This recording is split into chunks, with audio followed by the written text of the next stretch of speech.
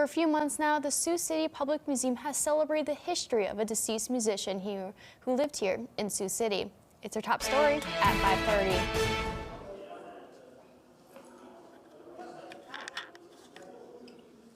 Tommy Bolin was a talented guitarist that made waves in the late 1960s, early 1970s by playing hard rock and occasionally jazz fusion in bands like James Gang and Deep Purple. In 1975, Bolin started his own solo career until he passed away in December of 1976 by a drug overdose at the age of 25. To celebrate the life of the star and teach more people about him, the Sioux City Museum was able to put an exhibit together to help from Tommy's brother, Johnny.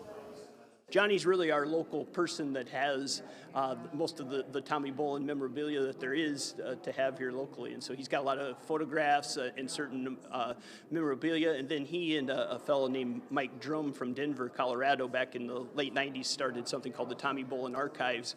And they've really worked to keep Tommy's music in print and released things that hadn't been released in Tommy's lifetime. Despite his passing roughly 50 years ago, Tommy's music has continued to influence many artists.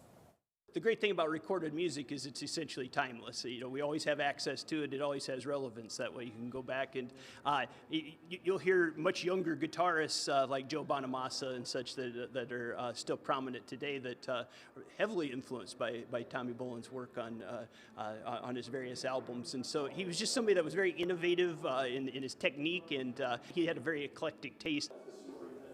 If you haven't checked out the Tommy Bolin exhibit at the Sioux City Public Museum, you could have until August 18th before it's gone.